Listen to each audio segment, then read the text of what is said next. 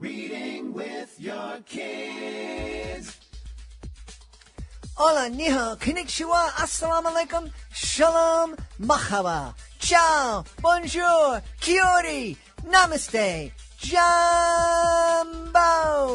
bienvenidos. Hi, my name is Jedley. Welcome to Reading with Your Kids. We're coming to you from the beautiful, wonderful, historical neighborhood of Reedville, located in the southwest corner of Boston, Massachusetts. We're so honored and delighted that you'll join us in our mission to help all families grow closer through reading. We do that by sharing fun, thoughtful, and thought-provoking conversations with fascinating people who just happen to be writing books for kids of all ages. Please be sure to tell all of your family and friends about the show and let them know that they can hear us on the WREB AM/FM 24/7 radio network. And they can find us on the iHeartRadio app, Spotify, Apple Podcasts, Good Pods, Podcast Addict, Amazon Music, wherever you find your favorite shows. We have three amazing guests for you today. Brad Mason will be here to celebrate his certified great read book. It's Chaloosy is Often Quite Choosy. And later on in the show, we'll be celebrating the amazing adventures of Jafir with author Charles O'Neill. And we're going to be taking a listen back to our conversation with Grammy recording artist Mr. G. You've heard the whispers. You've seen it on TV. You may have even seen the movie. Now it's time to bring Dungeons and Dragons directly to you with D&D for Hire! More than just a game, D&D lets you step into the role of a hero you create and guide them on fantastical adventures with your friends. Perfect for beginners and experts alike, D&D for Hire is sure to delight and entertain your kids for weeks on end. Such a fun game. There are endless possibilities. There's so many things that you can do. It's so much fun. Our son Eli loves D&D. It's like his favorite thing to do all week. I was like 15 when I joined. I'm 21 now. There are people who are in our party, really learn to come out of their shells. Whether you're near or far, whether you're looking for a birthday party or a campaign to keep you adventuring for years to come, D&D for Hire has you covered. Learn more at dndforhire.com. That's dndforhire.com. D&D for Hire, bringing the adventure to you. D&D for Hire runs games digitally over Zoom or in person in select areas. Before we invite our guests into the studio, I want to ask you, are you looking for a unique way to support diverse voices in literature? Introducing By YQ Book Fairs, where every page tells a story of empowerment, culture, and diversity. By YQ Book Fairs is a 100% women and minority-owned initiative showcasing a hand-picked selection of diverse books that celebrate inclusivity and representation. From captivating narratives to thought-provoking poetry, our curated collection has something for everyone. And hosting a By YQ Book Fair is a super easy and a fantastic way to raise funds for your organization or cause. So why wait? Visit buyobq.com today to learn more about how you can bring the magic of diverse literature to your community while supporting women and minority-owned businesses. This episode of the Reading with Your Kids podcast is brought to you by the Adventures of Patch, delightful series of adventure stories written by David Gibby. Overwhelmed by endless hours of screen time, craving a wholesome escape for your little ones, introduce them to the enchanted world of the Adventures of Patch the Bear. Crafted with love and imagination, these tales serve as a passport to wonder-filled adventures far from the digital buzz. Let Patch light up your child's world, allowing them to explore, dream, and imagine beyond boundaries. This is a really fun series that you and your kids will absolutely adore. The Adventures of Patch, written by David Gibby. Join us right now from Southern California, where he has his life jacket donned in case of emergency. Our guest is here today to celebrate his brand new children's book. It's called Chaloosy is Often Quite Choosy. Please welcome to the show, Dr. Brad Mason. Hey, Dr. Brad, how are you? Hey, good morning. I will do my best to match your energy. So yeah, we've had a little bit of rain here. Might be normal for other folks, but it's very novel for us. us SoCalers. And so we're, staying above water though. Thanks for having me on this morning. You're welcome. You know, when I ventured out to Southern California and Los Angeles, someone pointed out the Los Angeles River, and I said, that's just some concrete. It's not a river. You need water in a river. But I'm seeing pictures of that same dry concrete riverbed, and it's a river now. Yes. Yeah. When it was built, I think it was aspirational. It's really just a way to divert water. So it's actually a river right now and flowing pretty good. So probably with some class 3 rapids, but normally it's a dry riverbed. Yeah. So this book comes to us. We have a lot of authors, and this isn't to make past judgment. A lot of authors are like, well, I'm a grandfather now, and I tell kids my stories, and I thought this would be a great book. You come to it with a little bit more experience. You were an educator for 34 years.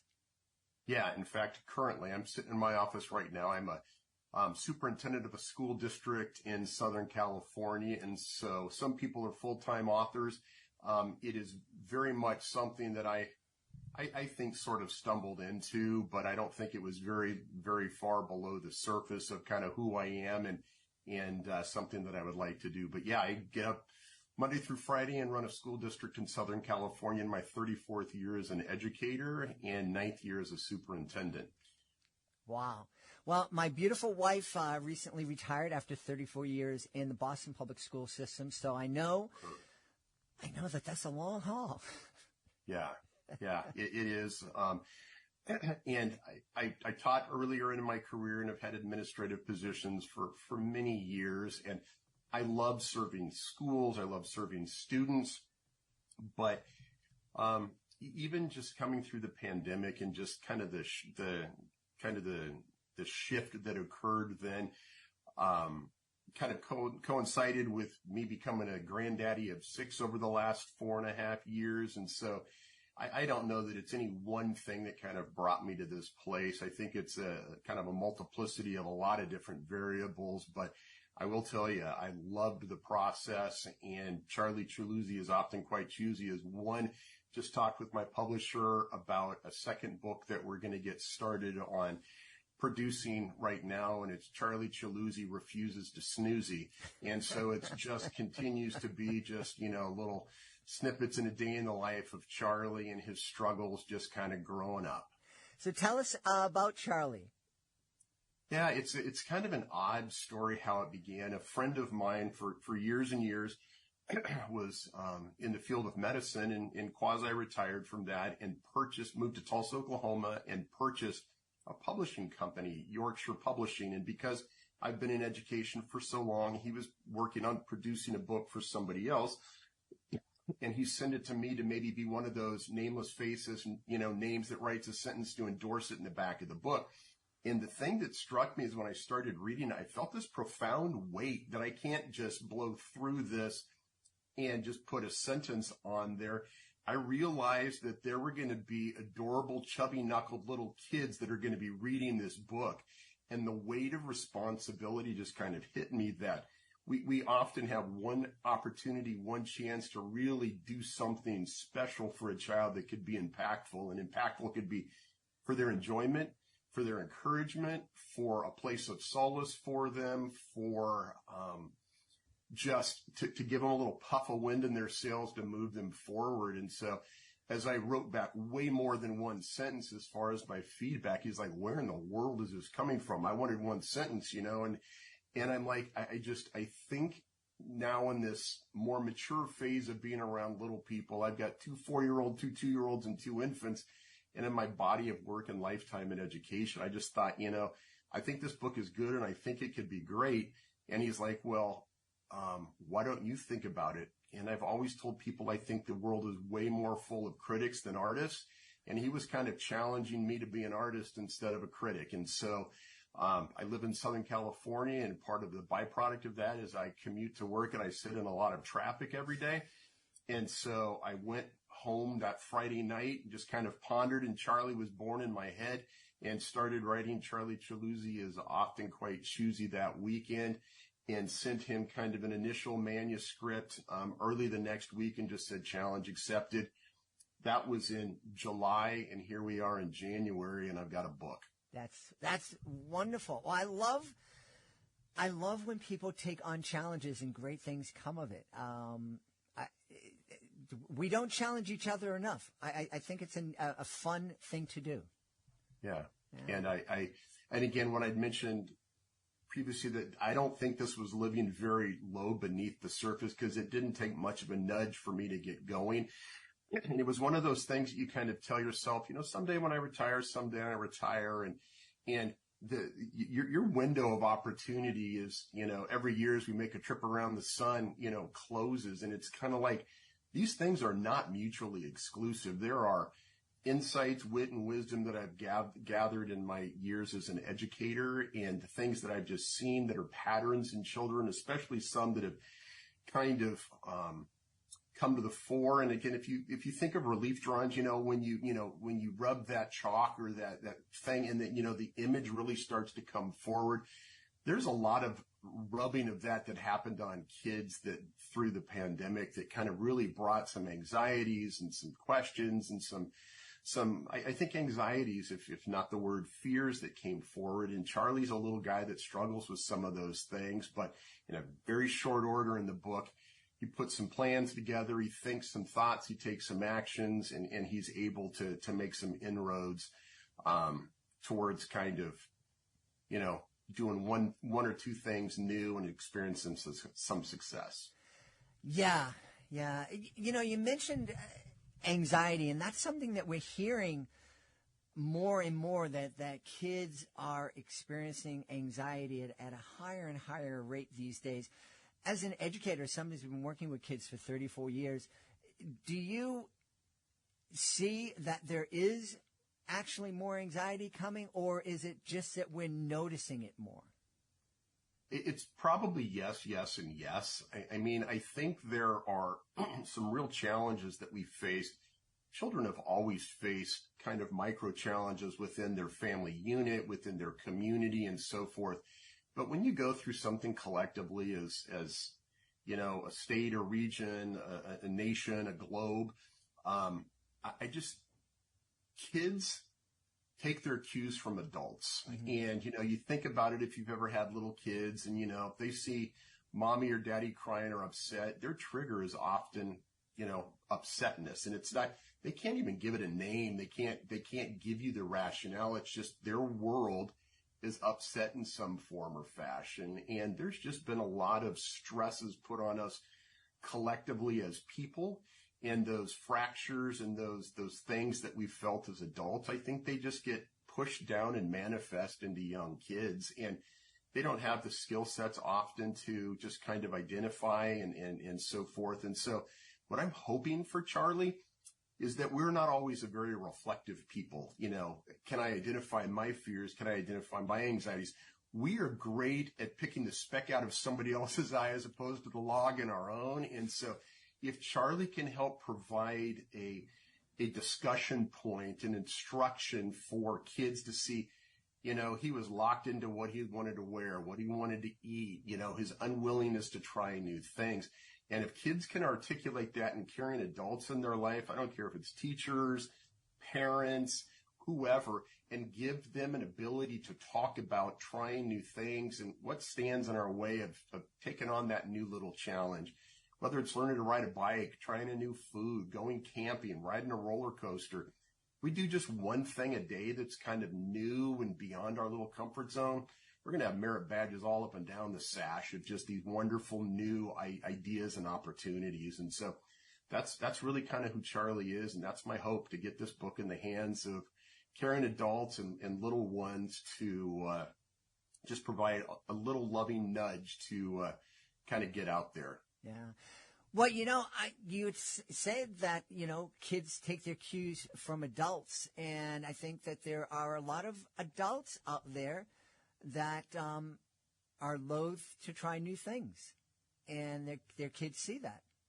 Yeah, I think one of the real things that I've appreciated about this process, the book has only been available online since January 22nd. So I am new into this space, but the feedback through different social media channels and communication that I've gotten from adults, as well as reporting on themselves, as well as their kids. One mom told me that Charlie has become part of their vernacular at the dinner table, and the mom is challenging her daughter to take a Charlie bite. Just, you don't have to like it, you don't have to whatever, but Charlie only liked this. So, and she's like, it's been a trick and it's worked. And parents and adults have also commented back that I see a little Charlie in me as well. And I think there might be a little bit of Charlie in all of us. Yeah. Well, absolutely. Yeah. There's a lot of places where I travel to where it's like, I probably want to try that food, but it's not, I ain't feeling it right now. Yeah, exactly. Was there one kid or one group of kids that were the inspiration for Charlie? Yeah, probably not a complete prototype, but one of my grandsons, struggles a little bit in this confidence space. And, kids are so much more capable sometimes than they give themselves credit for, but there has to be this readiness, ready, set, go-ness in order for them to fully engage. And I think he's a little bit of an inspiration, but Charlie is certainly not all him. But just seeing my 6 young grandchildren just kind of growing and stretching and struggling in some things and conquering things, I wanted to invite more and more kids to just kind of, you can do this. Yeah, yeah. How you mentioned again, you've been an educator for 34 years. My beautiful wife also taught for that long. She noticed a lot of changes in education. What kind of changes have you noticed? Yeah, I think there are some absolutes that we grew up with, and I think there were guardrails that, this is how you behave, this is what you do, this is what's expected, this is how we're going to do it. And as the world has just gone through, a variety of sociological debates that, this is where we ought to be, this is who we ought to be, this is what we ought to do, the more we push down the ambiguities of adulthood and the just, kind of, we're open to anything and everything. That's great when you're able to make some decisions, but it takes some of the security, I think, away from kids when it's hard to get to absolutes. The sun always rises. You always say this, you always say that. This is the way, this is how we want to kind of comport ourselves or act or things we want to believe.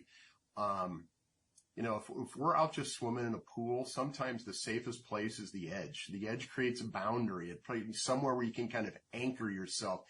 And if there are no edges, swimming becomes more exhausting. Swimming becomes, there's no anchor. And I think we're losing some anchors with our kids. And so I am a firm believer that innocence lost is, impossible to put that genie back in a bottle. And so Charlie's an innocent little guy, and I really want to celebrate that in kids and just fight for and protect that for as long as possible because, they'll be exposed to the world soon enough. They need the comfort of home and the comfort of themes and just, you're okay and you can do this. And they need to hear that about 1,000 times a day. Yeah. Talk a little bit from your position as a superintendent, as an educator, about the value and the importance of reading with our kids, not only with our babies when they're learning how to read, but to continue to read with them as they become independent readers. Yeah. One of my things that I'm doing with this book, it's one to launch, and it's probably in that, kind of 3 to 8 or 9.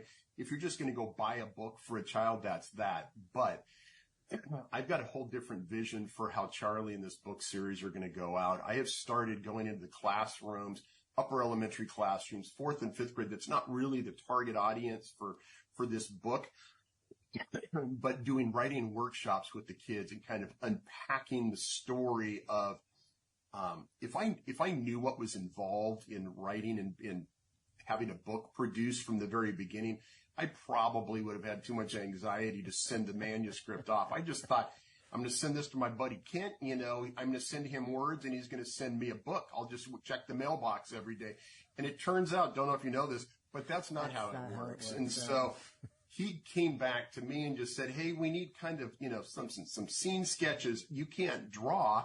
I know that, but you're going to need to paint in words so the illustrator can take her cues from what you're seeing when you've written these words. And so my message to kids is that the tagline or the kind of the motto that goes with Charlie Chaloosy is write your own story.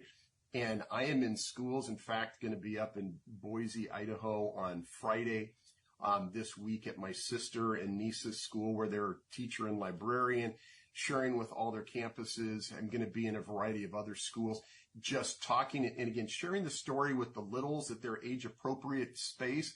But to the upper levels, yeah, we got to read, we've got to write, we've got to create. And whether you can draw the character, or you can see him or her or it in your mind, we've all got stories to tell. And so the richness of a well-told story, I may not be able to remember what my kindergarten teacher told me, but I can remember stories that date back to that time and just the lessons that can be learned. And in fact, I spoke at a California superintendent's symposium this last week with probably 25 or 30 superintendents in the room and just said, I love the story Shel Silverstein tells of the giving tree, but we're in a profession that we're all being turned into stumps, whether we like it or not. It's a give, give, give, and a take, take, take.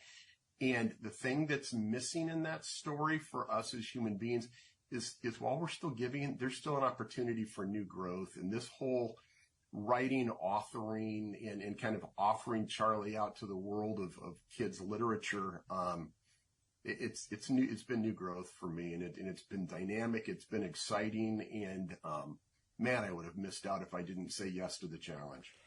Well, that is again, it's just wonderful when our friends can challenge us. I think it's really wonderful when we can challenge our kids. What's one way that we can challenge our kids that might be surprising to some people? People might be sitting there thinking, Dr. Brad, my baby's too young to do that. Yeah. Something that I added to the back of the book that is, I've been around children's literature and books for years and years, and I may have just missed some, but I've never seen something I added to the back of the book. Sometimes we get to the point of, that's a well-told story, that's a good takeaway, that's an interesting thing, and then there's no call to action, there's no challenge. And so the last 2 pages of the book, Charlie kind of calls on the little reader to join into the story, and there is a framed page for an illustration and a framed page for the child to write their own story, and challenges the child to take this story and this principle one step further and draw about, write about, and tell about one new thing they would like to try. And that has been such a blessing to me as I've gotten pictures back of kids wanting to go on a camp out, a very interestingly drawn picture of a kid trying to jump into a pool. And it helps sometimes when the parents explain what it is that I'm looking at, and, wanting to ride a bike and so forth. And I'm just thinking this little micro or mini call to action for kids, like that's great for Charlie, but it's not enough. Let's transition this into your little life. What's something new that you'd like to try? And whether it's on your own, whether it's me holding your hand and helping you through, let's just take a step together. Yeah. Well, we should take a step towards finding out where we can go to find out more about Charlie Chaloosy is Often Quite Choosy, and find out a little bit more about you. Yeah, I created a website, and it's just charliechaloosy.com. And Chaloosy, this is always, there are 137 different ways to spell it, it turns out. And so Chaloosy is CHALOOSY. So just Charlie with an IE, charliechaloosy.com. And I give a little bit more background. I started a little place where I wanted to blog and just kind of share some thoughts and things. It turns out I'm a busy person, and so I haven't really been able to fully attack that like I'd like. But and just under lots of thoughts on tiny tots, and just kind of a little bit of just kind of, if you want to know who's writing for your kids, I think I try to kind of share a little bit of my own passions and a little bit about myself.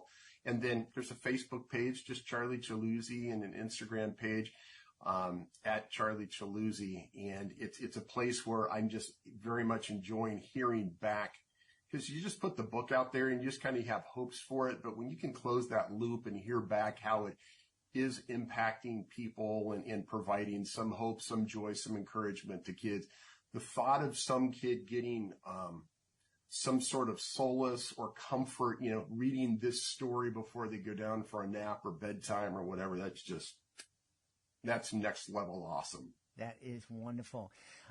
Well, I want to give you a challenge. Yeah.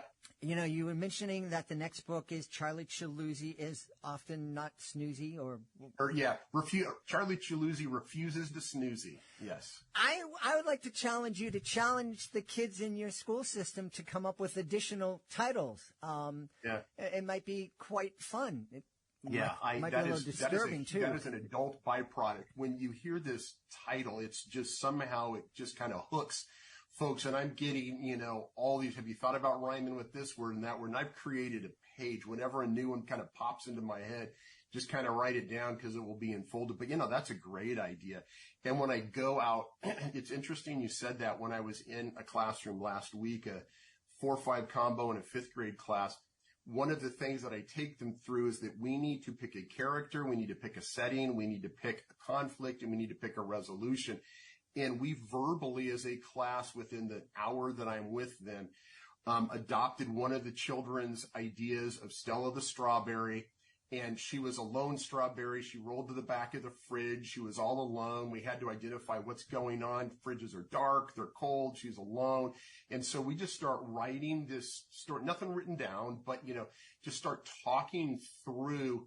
You can put your creativity into this, and it just breaks my heart when kids say, hey, you need to write a page. Well, how about if it's only a half a page or 3/4 of a page? When you're passionate about this, there's not enough paper in the world to contain the words and the ideas that kids have.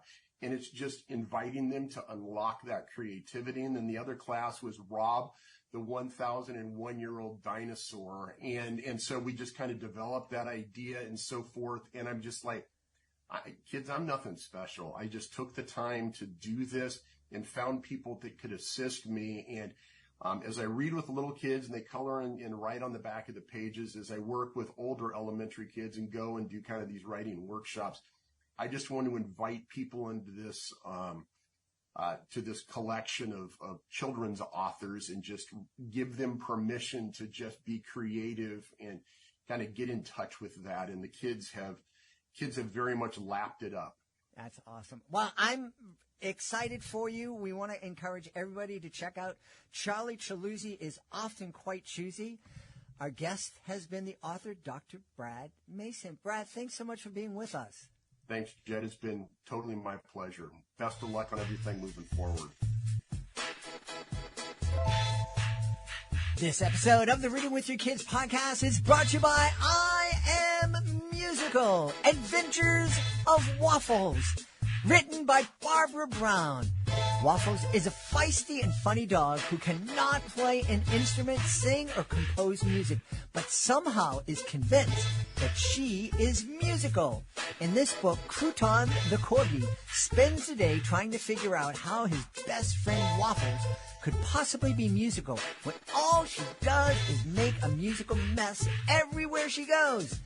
This story is an opportunity for children to see themselves as valid and important contributors to our musical culture, regardless of their musical abilities, while also being the first of its kind to remind children and their parents that music belongs to all of us.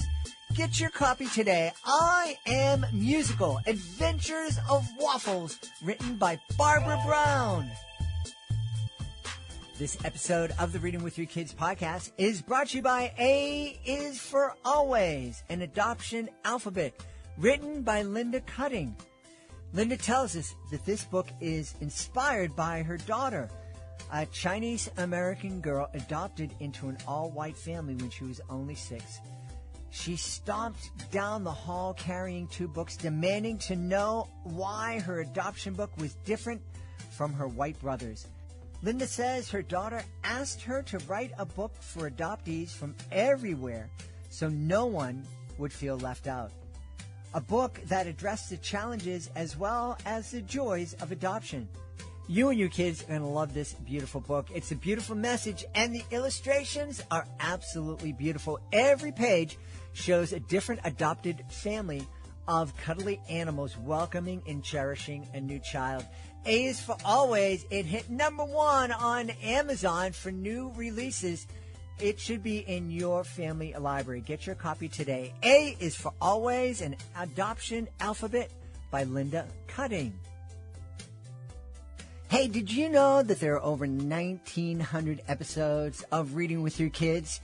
Yeah, it's incredible. We've had some amazing guests. You can find all of our past episodes at readingwithyourkids.com. Right now, I want to share with you a highlight from one of our past episodes, a conversation with Mr. G, author and Grammy-winning recording artist. Sure. So, I'll just give you the chorus. It goes like this. How many squirrels are in the world? How many squirrels are in the world?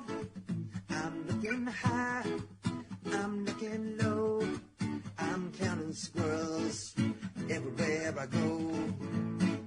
That kind of thing. All right. Yeah. I love that. Hey, you mentioned you've had a chance to perform all over the world. I haven't had a chance to perform all over the world, but I have had a chance to perform all over the country in Puerto Rico, and I've noticed a difference in the different places I've gone to. We recently had Enrique Moras, who is the publisher of Syncretic Press, who brings books published in Latin America here to the United States. And we talked about the different differences in books that are published for the Latin American audience and how they differ from books that are published here. What kind of differences do you find in either music for kids that's produced in Latin America or different places around the world, or just in the audiences? It's a great question. And one of the things that's been really fascinating for me I'll talk about it in the third person for a second, because prior to beginning the Mr. G project, I had a long career as a singer-songwriter for grown-ups, and was in bands and performed solo. Did all kinds of stuff with that. And I noticed wildly different responses in different cultures and communities. In the Mr. G project, what's been fascinating is, there's this cliche, and I can speak much more to music with this than the books, because, while we do book events on tour, I've been doing the music much longer. And that cliche of how music is the universal language, I've really found that to be true in really fascinating ways, unlike any other project that I've been involved with music. And I'm talking about like whether performing in the middle of Chicago or Miami or LA, not to mention in Guatemala or Mexico or Colombia.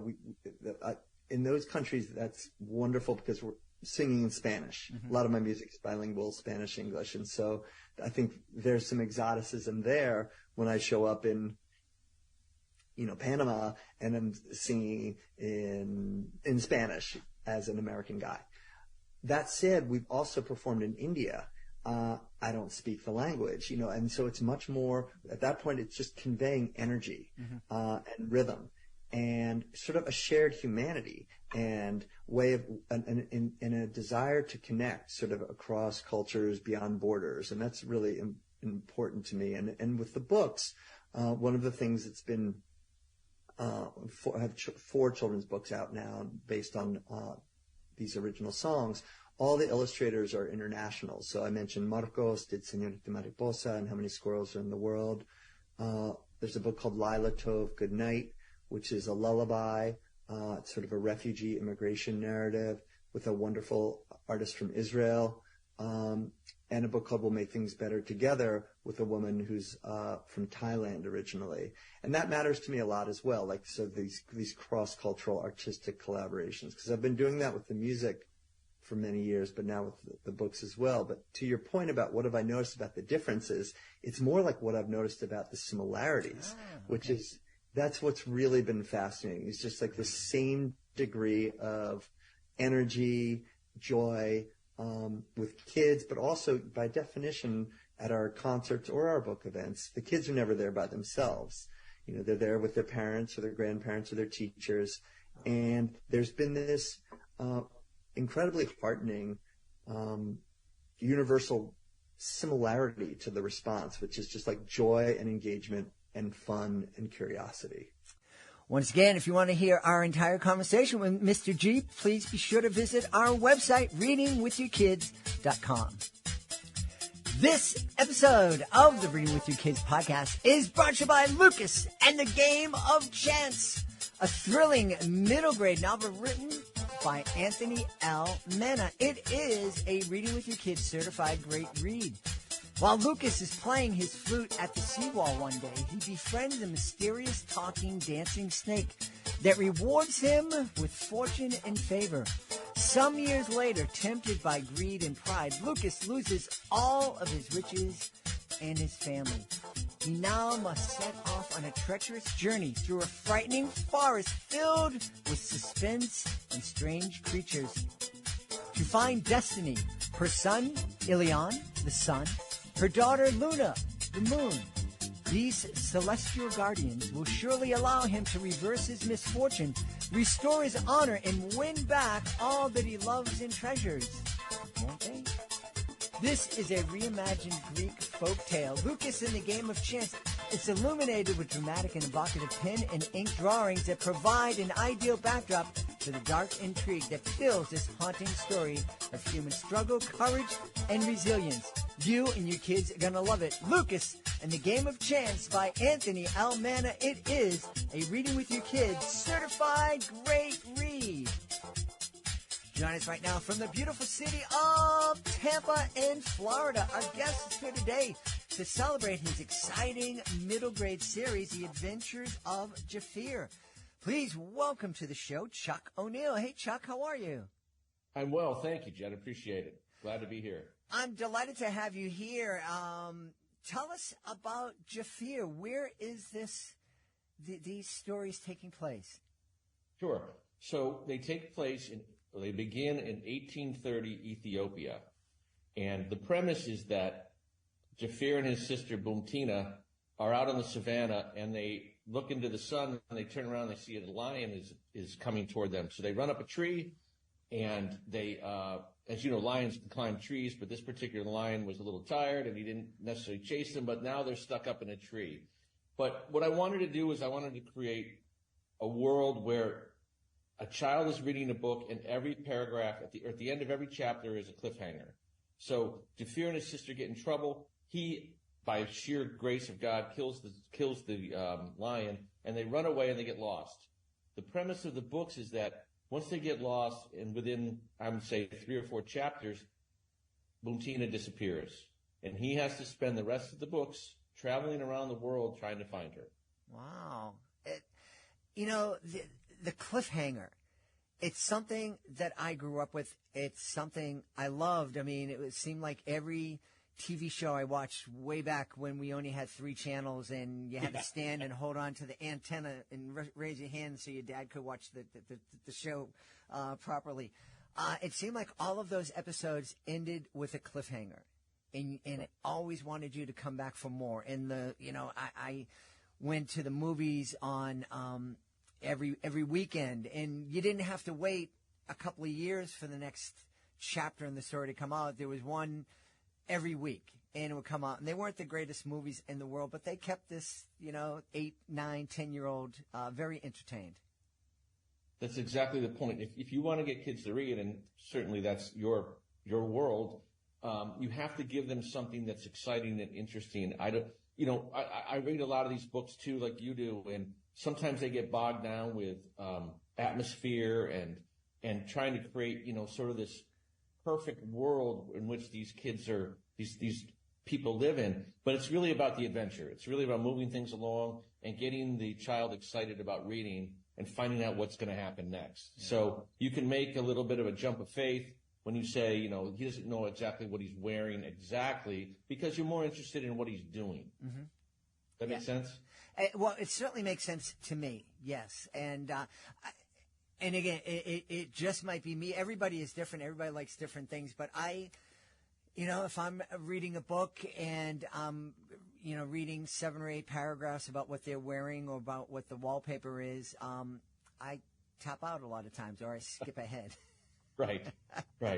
I don't know if you probably, Thomas Hardy wrote, in the Mayor of Casterbridge, he wrote 5 pages on what they did back in the day to a pig. And it was like, oh my gosh, is he still going on and on and on? And I think it was 1 paragraph. Uh-huh. So, it's like, no, that's not our premise. We want to get kids excited about reading. Right. Exactly. And especially in that age group, it's, we've talked a lot about here in the podcast that here in the United States, and I just learned in the United Kingdom and a lot of places, kids from kindergarten to 2nd grade, that's when they're learning to read.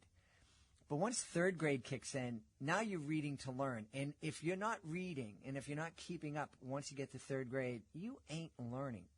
Mm-hmm. And there's so much distractions going on. So I imagine it's very difficult for a lot of the 8, 10, 11, 12-year-old kids to, if they're not on track with their peers, they can easily just kind of give up.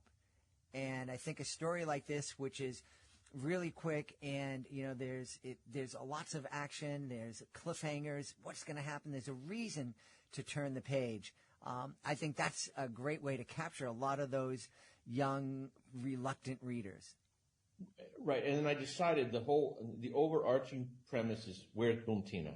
Where's his sister? I've got to find her. So throughout the books, while he's having all these adventures, he's still lamenting the fact that he can't find her. And, he's got these people telling him, well, you've got to do this first, you've got to do this, you've got to sort of grow up, you've got to figure out the world. But they're all trying to help him along the way as well. Yeah. So it's and plus, he's a young African boy, so as he moves out of Africa in the 3rd book, and into the future, he comes up with, things that are appropriate for today, prejudice, challenges of children, and he has to try to overcome all these things while he's still worrying about his sister. Yeah. Hey, something, Chuck, that you mentioned, and it struck me, but I didn't mention it. The image of climbing up a tree to escape a lion and then realizing that the lion can climb the tree. That has to be the most terrifying situation. I'm sitting like, I'm finally, and then you see this beast climbing up the tree and thinking, oh no, what am I going to do now? Right.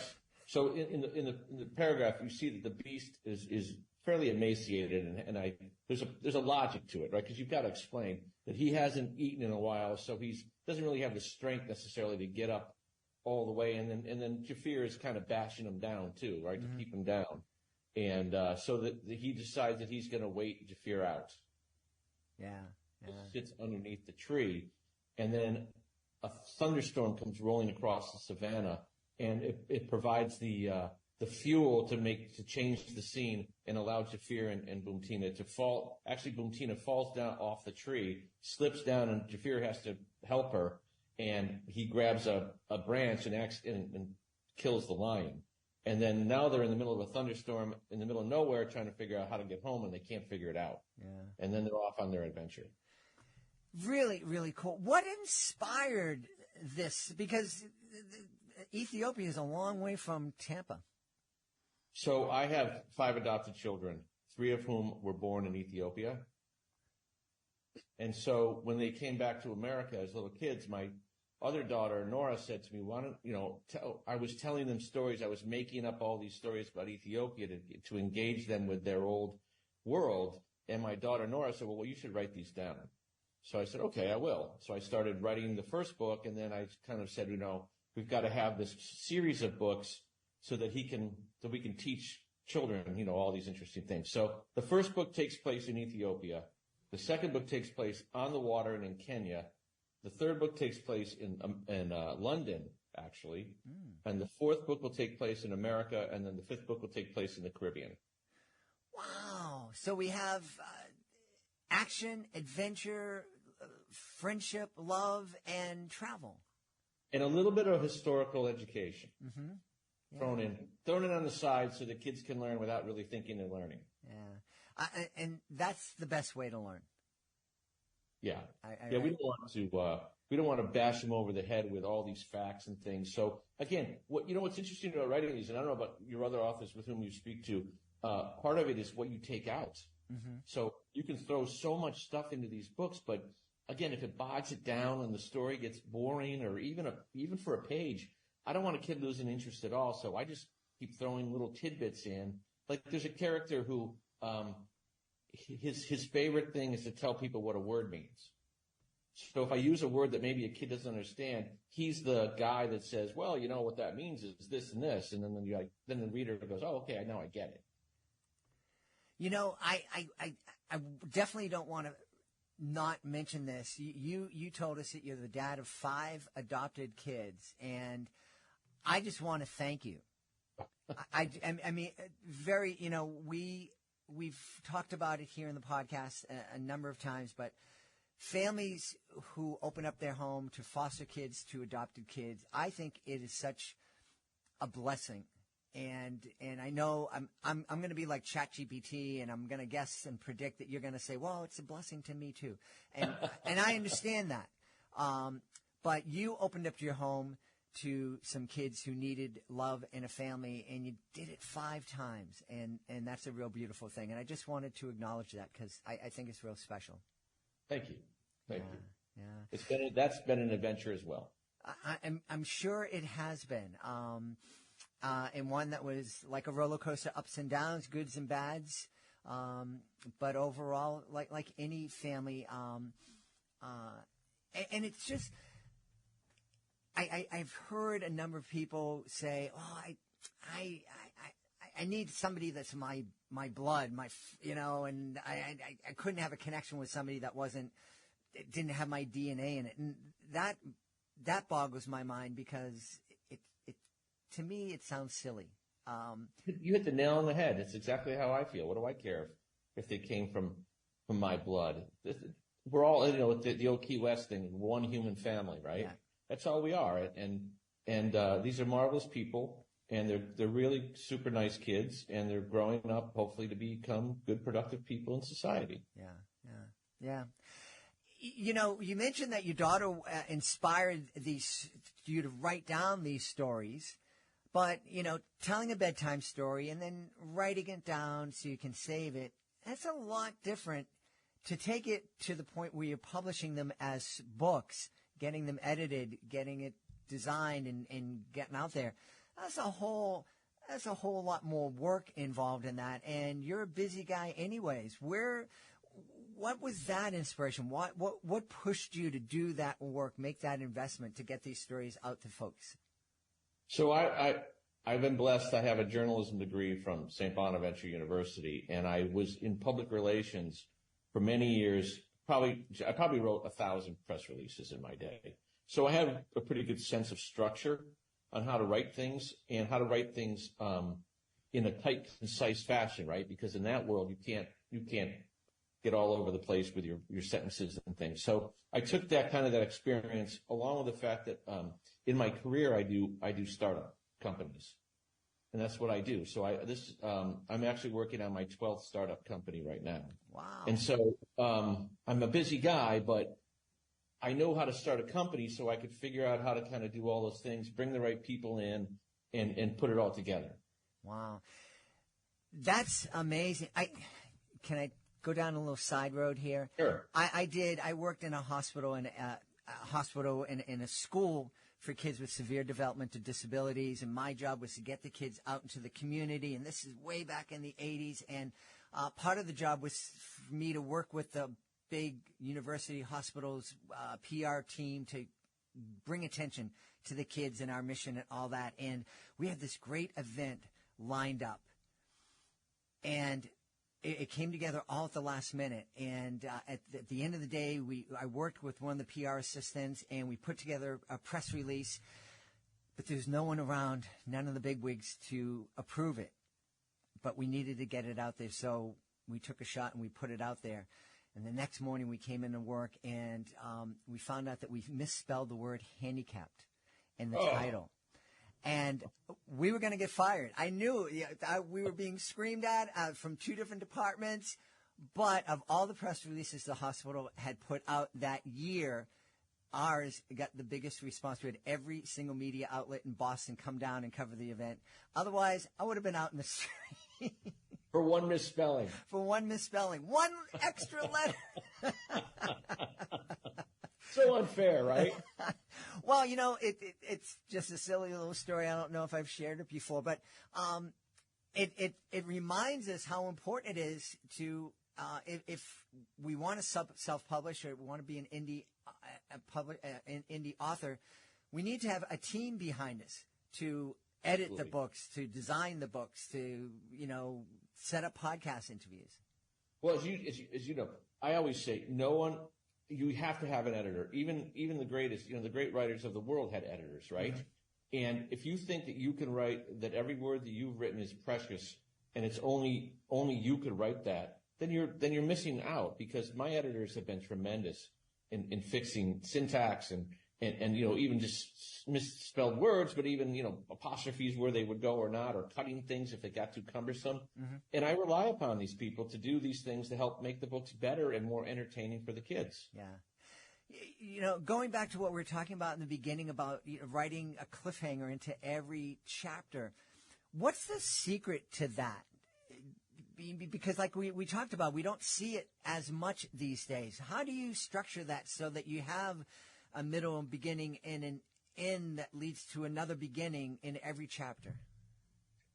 For me, what I do is I know how the book ends, and then I prepare it backward and make sure that each component that is going to be the cliffhanger part ultimately will have some effect upon the end, so that if Jafir has to get here, what are all those things? And then is it interesting enough or exciting enough at the end of that chapter to keep it moving forward?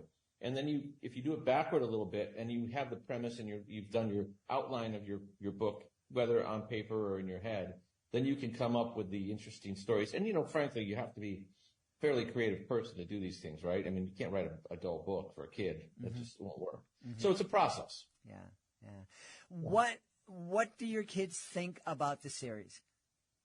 My kids, they're a little embarrassed by it, right? But I will tell you that we have other kids out there, and we've had some teachers teach the first book in the classrooms, and I have pictures of kids, who've drawn pictures from the book, who've told me this is the best book I've ever read. We've got kids who are obsessed with the series. When's the next book coming out? Where's Butina? What's going to happen? And, I need to get there. The 4th book hopefully will be done before the end of this year. And then it's off to the Caribbean for Jafir. It's all in my head. I just got to get it out, Yeah. And I'm not going to ask you if they ever are reunited. We'll just have to read the books to find out. That's the goal, yes. Yeah. Hey, but Jafir's a really good kid. He's a really good guy. He's got a heart of gold, and he has determination. And I think when you think about characters for kids our age, one of the premises is to throw as much at him, right, and see how he deals with it. Because sometimes in society today, we're too easy to say, oh, well, I'll just do this or that. The more you get thrown at you, as you know, the harder life is, but the more you overcome, the more successful you will be. Yeah. One of the things that I keep hearing, and I'm really blessed. I work with a lot of young people. My kids are 20s and 30s. I work with a lot of amazing interns from Emerson College. And they're great, and they work really hard for me. I mean, I'm embarrassed to ask them sometimes because they do so much. But I hear a lot from other people saying, kids these days, young people, they don't work hard. They're not resilient. They kind of fall apart, and they get knocked down by the slightest breeze. Have you noticed that? And if you have, do you have any idea why that might be? I think we're much more aware today of the issue of anxiety, and maybe, you and I back in the day, we were just little kids. We just had to do what we had to do, right? And no one there was no discussion of anxiety or mental awareness or any of this stuff. So we just plodded along and kind of did what we needed to do.